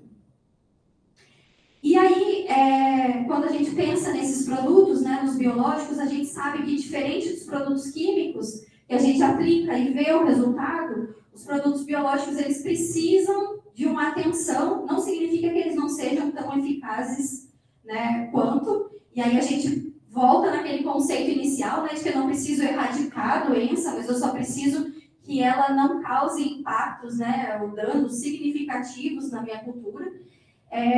Os produtos biológicos, eles precisam, ou a gente precisa considerar alguns fatores que são decisivos para o sucesso. E aí eu vou falar aqui de 3, como a forma de trabalhar, a qualidade do produto e o posicionamento. Ou seja, vamos começar aqui pelo terceiro, né? O posicionamento. Quando fazer essa aplicação? Né? É o timing para fazer a aplicação, né? O alvo específico em que eu quero trabalhar. São as condições ambientais adequadas, né? Não adianta querer aplicar o produto biológico às meio-dia, né? Que o sol vai acabar interferindo, e entre outros que a gente pode considerar. Qualidade do produto vem das cepas isoladas eficazes, por isso que a regulamentação é importante, né? A gente, embora ela seja muito trabalhosa, é difícil para quem produz, ela é muito importante para quem usa esses produtos. E a forma de trabalhar, principalmente considerando o manejo integrado, né, de pragas e patógenos, também é muito importante. A gente tem várias pesquisas mostrando, inclusive a minha pesquisa de mestrado, mostrando que tricoderma não pode ser utilizado com vários fungicidas, né? Então, às vezes, isso a gente via muito, né, nessa época, o produtor preparando a cauda para fazer o tratamento de sementes com fungicida, depois de ter feito a inoculação da semente com tricoderma, né? E aí, lembra lá que a gente falou, né, que o produto químico não sabe diferenciar qual é o fungo que é bom, qual é o fungo que é ruim. Às vezes não faz diferença. Por quê? Porque o tricoderma tem um metabolismo tão maluco, né, vamos falar assim, tão complicado, que ele consegue degradar as moléculas químicas dos fungicidas. Mas tem outros que não, que realmente vai ter efeito. Então, a gente precisa considerar esse manejo integrado, principalmente no tratamento, né, na aplicação do tratamento aqui, quando a gente fala. Para o sucesso, né, para ter sucesso. E mais importante do que tudo é ter o acompanhamento de um técnico, né, gente? A gente sabe que por mais conhecimento que a gente obtenha, né, na faculdade, no doutorado, mestrado, tudo isso, a gente precisa do acompanhamento de um técnico, que é aquela pessoa que vive o dia a dia da aplicação do produto, né? Ele sabe certinho se pode, se não pode, onde colocar, não colocar, qual a semente funciona, isso funciona para tal, não funciona para outra. Então, é muito importante sempre ter o apoio de um técnico. E aí, agora eu vou puxar a sardinha aqui para o meu lado, né? Quando a gente fala do manejo integrado de pragas e patógenos, hoje a gente tem uma coisa muito legal do nosso lado, que é a tecnologia, né? Estava ouvindo um produtor falar lá no Amazonas, né? A gente não tem o cenário da agricultura que a gente tem aqui, a gente não tem lá. Não vou nem comparar uma coisa com a outra, assim, né? Lá realmente a agricultura é muito de subsistência, assim, com pouquíssimas culturas mais desenvolvidas, né? A gente sabe que hoje a gente tem muita plantação de soja e tal, mas quando a gente fala da agricultura massiva mesmo, a gente está falando de um pequeno agricultor que produz hortaliças numa estufinha no fundo do quintal dele lá, né? Então, não vamos comparar as duas realidades, né? Mas uma coisa muito legal que vem de lá é a tecnologia, né? Hoje, Manaus é o principal polo tecnológico do Brasil. A gente tem um incentivo lá, que é um incentivo destinado a institutos de ciência e tecnologia, tanto públicos quanto particulares, que vem da Lei de Informática. A Lei de Informática, ela obriga todas as indústrias que trabalham com eletroeletrônicos, ela obriga não, tá, gente, vou corrigir. Ela incentiva que todas as empresas que trabalhem com eletroeletrônicos, em fator, né, de receberem isenção de alguns impostos, como imposto de importação, né, e outros, elas revertam 5% do seu faturamento em pesquisa e desenvolvimento. Então, estava falando, né, que eu trabalhei na Samsung, a gente tem lá em Manaus outras fábricas importantes, como o LG, né, entre outras, Electrolux. Todas essas fábricas que trabalham com eletroeletrônicos, a maioria delas, gente, desde as menores até a Samsung, que é uma gigante lá no polo industrial, elas revertem 5% do seu faturamento em pesquisa e desenvolvimento. E hoje, essa parte de pesquisa e desenvolvimento é basicamente tecnologia da informação e computação. E comunicação, desculpa. Ou seja, software, hardware, alguma coisa de automação industrial também, né? Então, a gente tem lá em Manaus um polo de tecnologia incrível e essa tecnologia, ela contribui significativamente na agricultura, né? A gente não pode imaginar, né, o cara lá da tecnologia só como aquele ratinho de computador sentado lá na mesa, trabalhando sozinho. Hoje a gente vê a tecnologia aplicada em diversas áreas e a agronomia é uma delas, né? Aqui eu vou dar alguns exemplos, vou falar rapidinho de algumas coisas que foram desenvolvidas no instituto onde eu trabalho, né? A gente tem um aplicativo que faz a identificação de patógenos por imageamento. Então, a gente usa inteligência artificial para diferenciar, por exemplo, manchas, né? Ou algum outro tipo de sintoma na planta, para poder prever se ali está acontecendo alguma doença ou não, né? Lembrando que isso não é um substitutivo, né, para o técnico que precisa certificar de que aquilo é uma contaminação, mas já serve para adiantar o produtor, né, que sem necessidade de muitos recursos já pode fazer uma pré-identificação lá na lavoura e começar a pensar numa solução antes que aquilo realmente vire um problema. Uma outra forma são um outro aplicativo que foi desenvolvido. Na verdade, ele não é um aplicativo, um sistema, né, que foi desenvolvido para armadilhas inteligentes. Então, todo mundo já viu essas armadilhas, né, que são usadas no campo para identificar pragas, né, e aí o que acontece? Um agente, né, ou um técnico, ele vai lá e ele vai olhar inseto por inseto para dizer qual é a espécie que está prevalente ou acontecendo naquele ambiente, né? Hoje, esse projeto da armadilha inteligente, ele faz isso também utilizando imageamento e inteligência artificial. Então, a gente faz uma foto da armadilha e o computador vai te dizer qual é a espécie predominante, né? Qual é a prevalência dela no ambiente, analisando um número X, né? Que aí a gente faz um delineamento experimental para considerar um resultado satisfatório. E uma outra coisa muito legal também é a utilização de georreferenciamento e imagens, né, os satélites de imagem, para fazer todo o monitoramento de áreas, né? Então, vamos imaginar que o meu vizinho hoje está com um problema com um determinado patógeno, né? Então, a gente consegue, através de um aplicativo de rede, né? Por exemplo, todos os produtores de uma determinada região aderem ao uso desse aplicativo, e aí eles têm vários benefícios nessa formação de rede, mas um deles é ser notificado sobre tudo que acontece na área do vizinho, né? Então, eu consigo saber, né, por exemplo, se o meu vizinho está tendo um problema, se o direcionamento do vento pode ser um fator de risco para a minha área, né? Então, eu consigo ter algumas informações já decorrentes do uso desse aplicativo, né? Então, quando a gente pensa lá nos produtos biológicos, e a gente estava falando de um trabalho que é lá da coleta, pesquisa e tudo mais, a gente consegue também associar isso ao uso de tecnologia para ter resultados cada vez mais significativos e interessantes naquilo que é o nosso objetivo, né? Que é a agricultura sustentável. E eu queria encerrar minha apresentação fazendo uma homenagem. A gente já está em abril, né? Mas mês passado foi o mês da mulher. E dizer que quando a gente pensa, né, em agricultura, a gente ainda vê uma área, produção de alimentos, né? A gente ainda vê uma área predominantemente masculina. Mas a gente está falando hoje aqui de bioinsumos, e aqui a gente tem 3 figuras extremamente importantes para bioinsumos no Brasil, que são as doutoras Joana Doberheiner e Mariângela Hungria, as duas da Embrapa, né? A doutora Joana Doberheiner já é falecida, Mariângela Hungria continua em atividade, né? Ainda está em atividade. São as pesquisadoras que implementaram e difundiram o uso de bactérias fixadoras no mundo, né? Partiu daqui para o mundo todo. Hoje a gente tem uma redução, não sei nem dizer a porcentagem, mas no uso de fertilizantes químicos.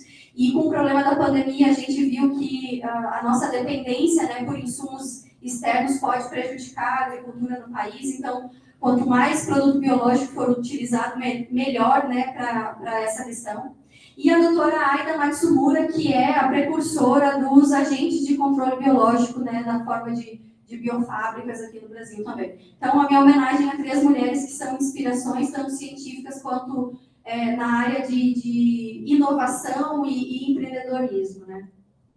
E deixo aqui alguns dos meus contatos, né? O meu e-mail institucional e o pessoal, né? Sei, vai ser demitida aqui semana que vem. Vocês podem mandar para o meu qualquer dúvida e questionamento que vocês tenham, podem mandar para o meu e-mail, o telefone, não tem problema. E lá no início a gente falou, né, que a ideia era a gente ter uma conversa aqui, né? E essas conversas elas servem às vezes para deixar a gente com mais dúvida ainda, né, do que a gente tinha lá no início da conversa.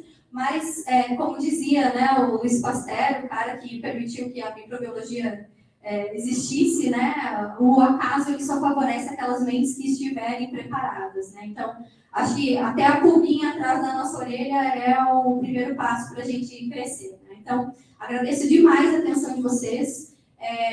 Fico aqui à disposição para questionamentos, dúvidas, se vocês quiserem conversar sobre alguma coisa.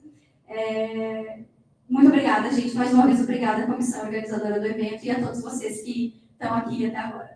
Obrigada, gente.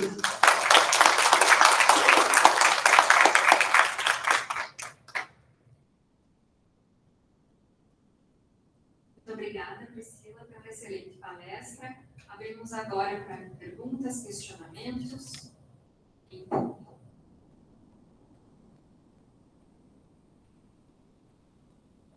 Priscila, muito obrigada pela excelente palestra. A gente está aqui elogiando desde o início, né? A minha dúvida é assim, o que você já sabe, o que você já conhece em relação à produção de tricoderma via fermentação submersa? A gente trabalha com fungos já há algum tempo, mas nunca com tricoderma, e quem dirá para essa aplicação, né? No sentido de como fica a questão da produção de esporos e da produção de hifas na fermentação submersa, e o quanto isso implica os processos de aplicação. Um dos benefícios, né, do tricoderma, que é essa esporulação gigantesca que ele tem, também é uma das dificuldades que a gente tem no desenvolvimento de produtos, né? eu acho que a base da produção do tricoderma, ela se deu a partir da fermentação em estado sólido, né? Aquela receitinha básica, né? Arroz e tricoderma, né? Terrível no laboratório, né? Bate no liquidificador, voa esporo para tudo que é lado, né? E a fermentação submersa, ela trouxe um refino, né, nesse processo produtivo. A gente tem um produto mais... a gente pode ter um produto mais purificado, né, a partir da fermentação submersa, onde a gente não necessariamente precisa levar as hifas para o campo, né? A gente pode ter algumas etapas de purificação que vão levar um produto com uma qualidade superior, né, para o campo, nesse quesito, e que quando acontece essa purificação não tem problema de entupimento, de pulverizador, esse tipo de coisa. Mas quando não, realmente ainda é um problema, né? Ainda é um desafio para ser estudado, né? A produção de hifas, ela realmente provoca tanto a formação de biofilme, né, dentro dos reatores, e aí pode levar a contaminação, né? Um processo fermentativo que tem uma probabilidade muito mais alta de contaminação, como também esses problemas na hora da aplicação. Então, o que tem se desejado, embora se obtenha um produto com valor agregado maior, né, e aí talvez não seja o desejado, é que essa fermentação passe por um processo de purificação. Mas quando essa purificação não acontece, ela é um desafio. Né? Então, tem alguns estudos que propõem modificação no bico do pulverizador para impedir e tal, mas realmente no produto, pensando no produto, ainda é um problema. Né? Não sei se vocês conhecem alguma outra alternativa, mas assim, da experiência que eu tive, né, e do que venho acompanhando, isso ainda é um problema. As etapas de purificação são difíceis, mas se eu quero um produto limpo, né, eu preciso submeter o fermentado à purificação. Se eu puder complementar, eu já vou emendar mais uma. Sim. Quando a gente produz os esporos na fermentação em estado sólido, você está levando o esporo, o micro-organismo que vai ser inoculante. Mas quando você produz na fermentação líquida, você pode estar levando toda essa questão das enzimas e produtos que estão no meio.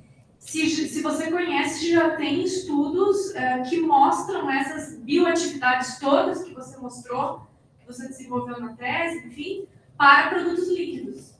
Ou se isso pode ser ainda aumentado. Eu acho que é legal a gente fazer uma pesquisa do que já existe no mercado, né? E aí, não é propaganda, tá, gente? Mas é o trabalho que eu acompanho mais, que é o trabalho da professora Aida, né? Na ECB Bioagritech. Eles têm já várias publicações mostrando isso, inclusive de que o efeito do produto líquido é mais rápido do que o efeito do produto sólido. Se vocês entrarem na página da empresa, tem lá uma basinha mostrando as pesquisas que já foram publicadas e ela já mostra isso, né? Então, embora o produto tenha necessidade de maior trabalho dentro da biofábrica, o produto ele é mais otimizado. E principalmente quando se fala da ação de inoculante. Porque se a gente fizer uso dele como inoculante na forma sólida, a gente precisa que ele seja ativado no solo e comece, né, tenha todas as condições ambientais favoráveis para começar a produzir essas enzimas. Lá na fermentação em estado líquido, a gente consegue fazer com que o fermentado, né, já tenha essas enzimas. Né? Então, a gente já tem já trabalha com um esporo ativado dentro do reator. Então, realmente, a característica dos produtos é completamente diferente. Eu não sei se existe um estudo comparando uma e outra, mas se a gente pegar o estudo de um e o estudo de outro, a gente vai ver que realmente a qualidade do produto, principalmente para inoculação em fermentação líquida, é melhor.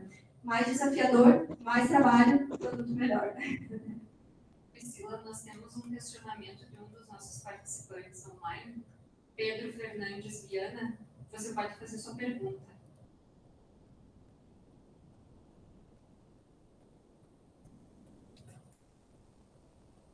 Pedro, você nos ouve? Alguém tem mais algum questionamento?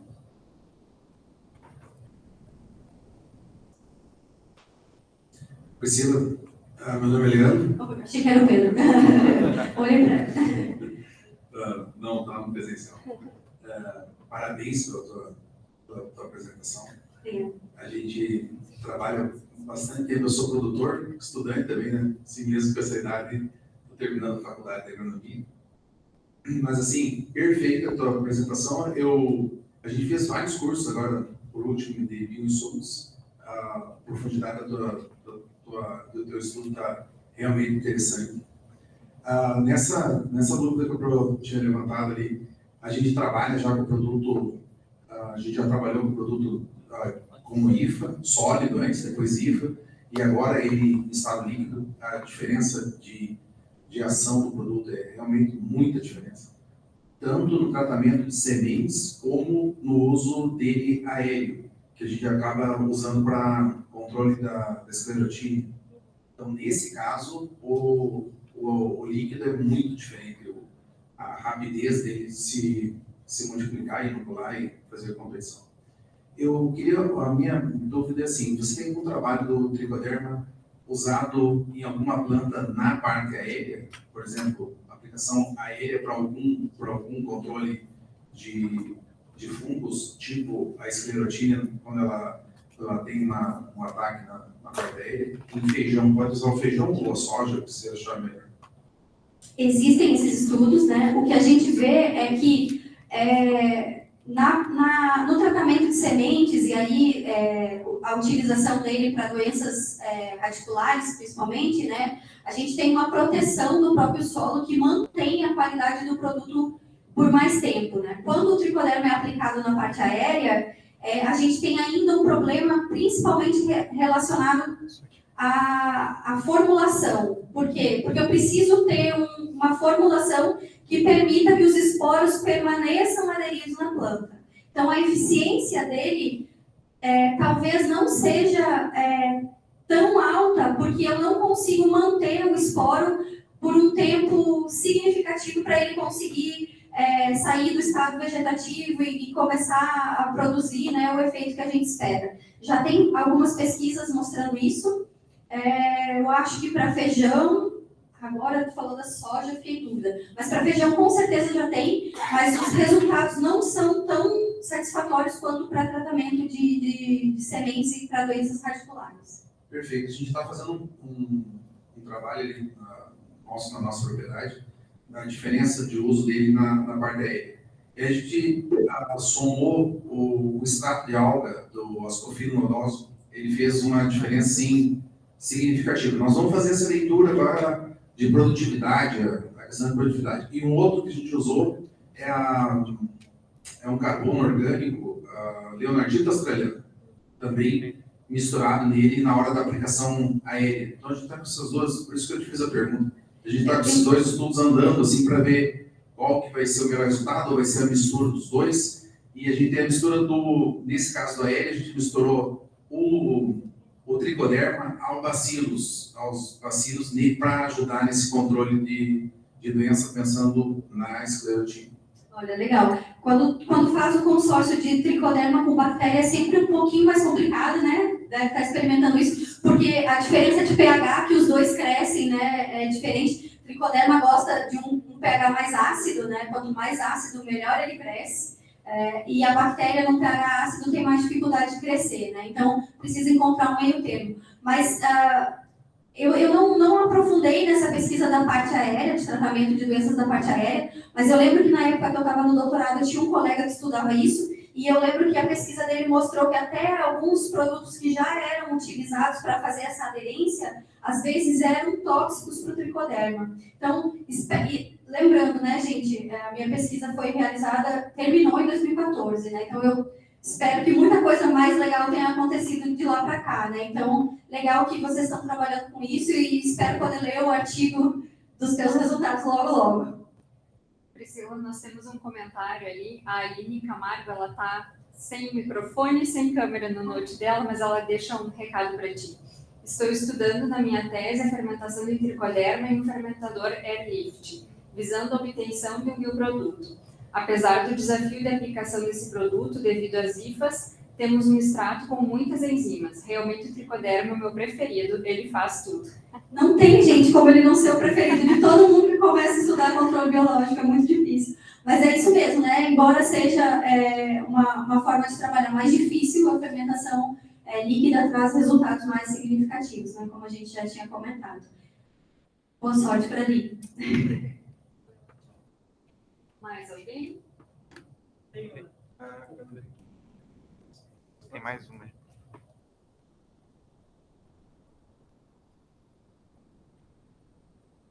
Priscila, parabéns pela excelente palestra, né? Muito elucidativa, até para quem não é da área, né?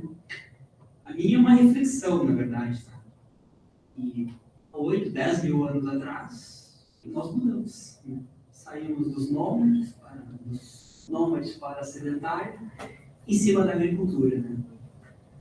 E todos esses anos a gente vem acompanhando essas revoluções, essas evoluções, né?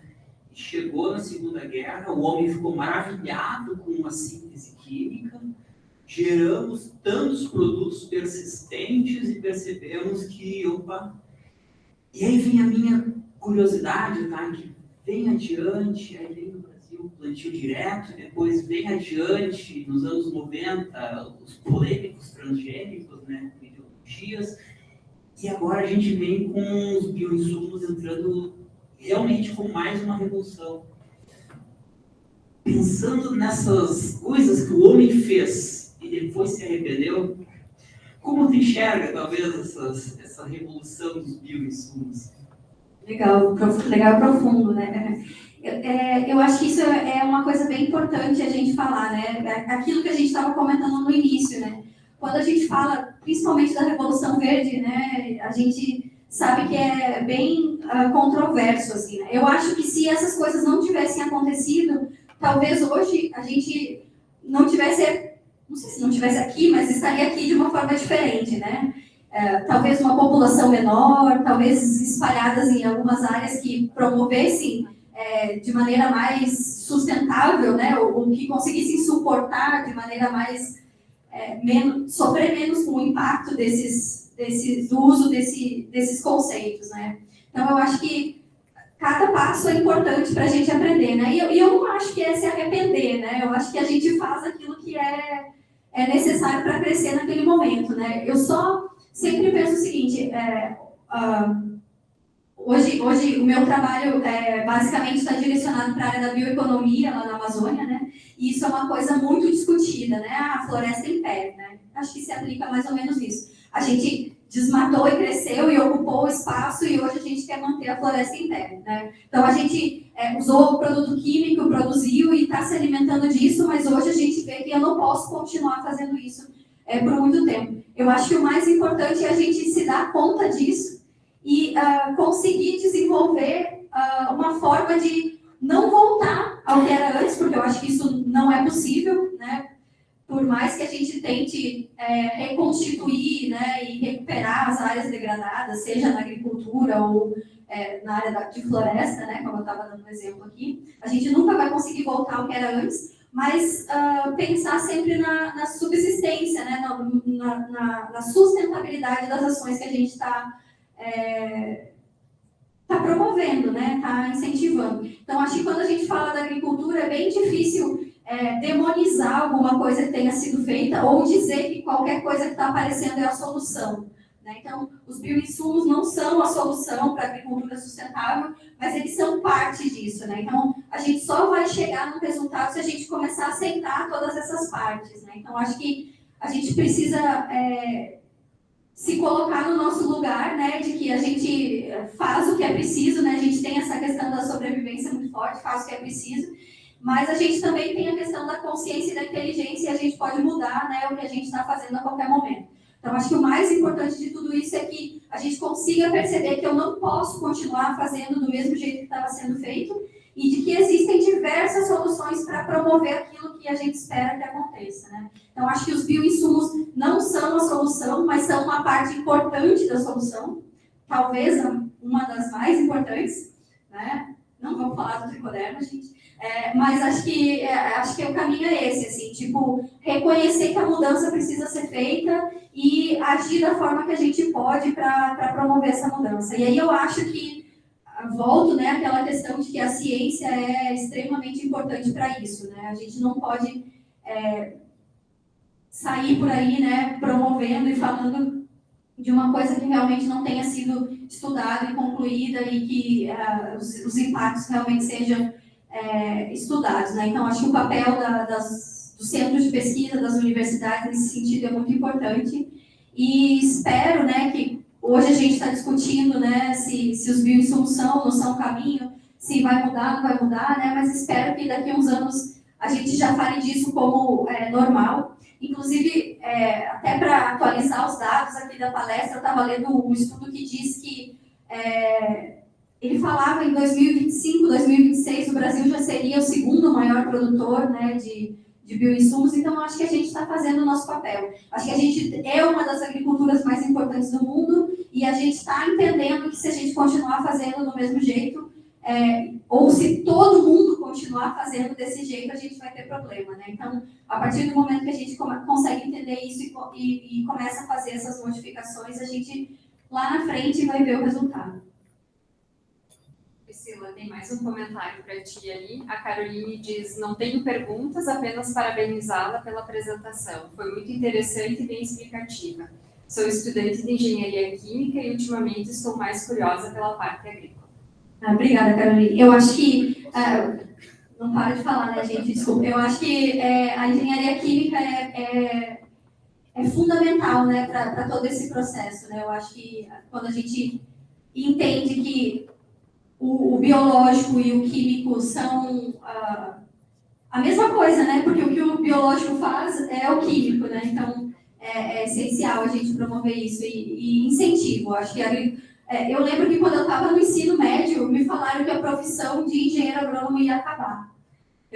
Isso foi numa palestra na escola, assim, tipo, eu fiquei um pouco chocada, porque na minha família tem vários engenheiros agrônomos, eu pensava que eu tinha que ficar desempregada. E aí, tipo, eu acho que eu nunca ouvi uma coisa tão sem fundamento na vida, né? Eu acho que só o que muda é que hoje a gente vê todas essas áreas como multidisciplinares, né? A gente não vê mais só o engenheiro agrônomo fazendo agronomia, né? E isso é muito legal. Mais alguém tem algum comentário? Obrigada, Priscila, mais uma vez. Obrigada. O professor Jefferson entrega um mimo para a Priscila.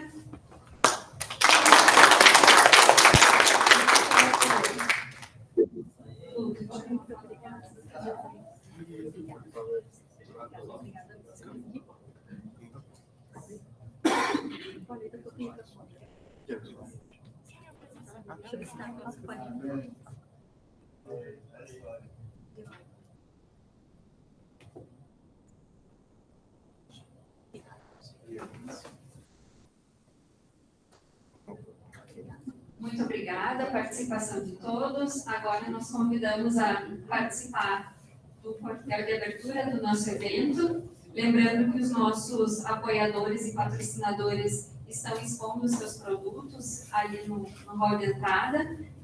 Estão à disposição para conversar com todo mundo. Muito obrigada mais uma vez, Priscila. Agradecemos a presença de todos.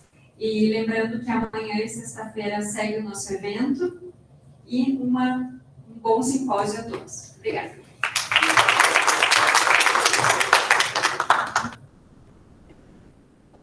Musiquinha.